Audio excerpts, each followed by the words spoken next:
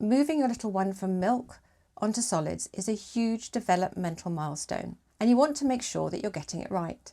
In today's video, I will take you through the honest advantages and disadvantages of baby-led weaning so that you can make the right decision for you and your baby.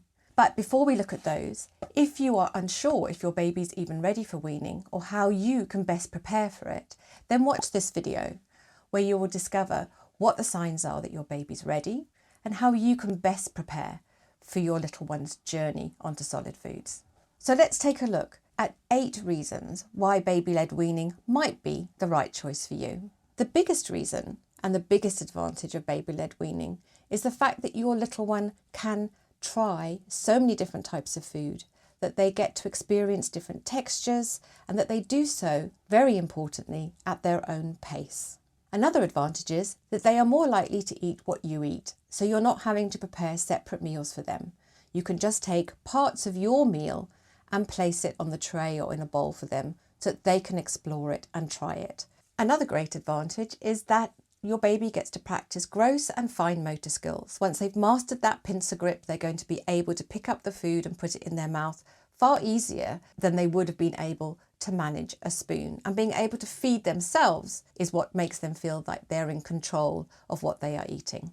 Baby-led weaning also allows your little one to practice chewing and swallowing solid objects safely. As long as the items are cooked correctly and prepared properly, then they can learn how to chew these foods and swallow them in a safe manner.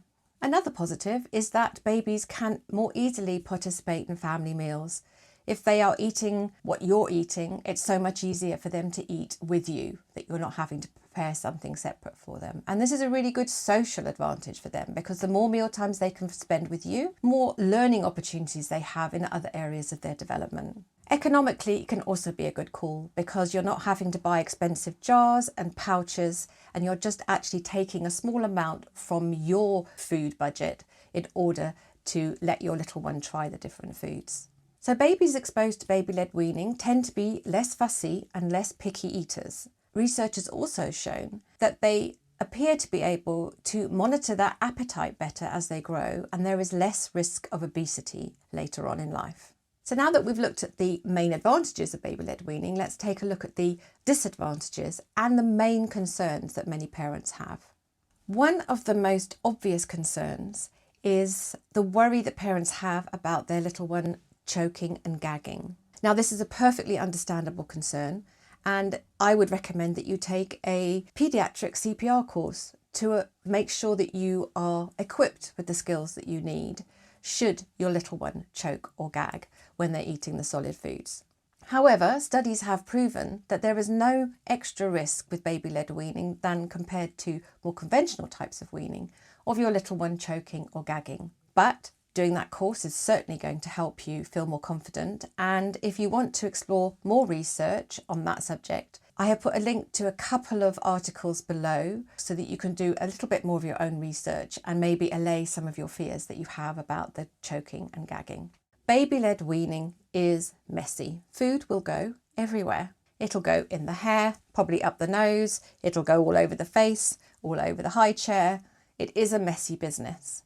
And the best way to counteract that is to be prepared. So by putting a splash mat under the high chair, making sure your little one is wearing appropriate bib, and you can also get covers for high chairs as well. Another so-called disadvantage and concern is food waste, and also whether your little one is getting enough food. With regard to the food waste, if you use a bib that's got a scoop on it, then you can reuse that food and put it back on the tray for them. Anything they haven't touched or hardly touched, you can put in a Tupperware, put it in the fridge, and you can serve it up at the next meal. And you can food compost. But in essence, they're not going to be eating a huge amount of food. So I don't think there's a lot of food waste. And if you're concerned about how much your little one is actually eating, it's important to remember your child is actually able to survive on milk alone until they are 12 months old. Therefore, this weaning process is all about them trying new foods and experimenting with new foods. Any calories that they will be missing out on,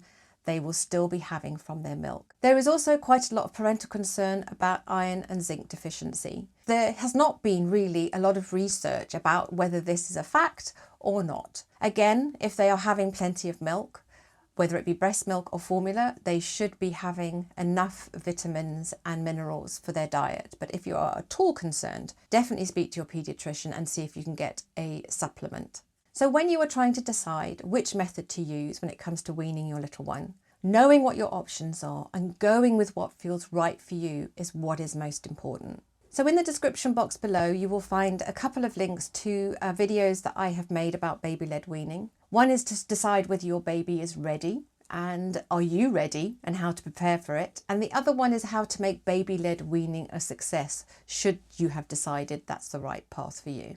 I hope you found this video useful, and please don't forget to like, comment and subscribe. Thank you for watching.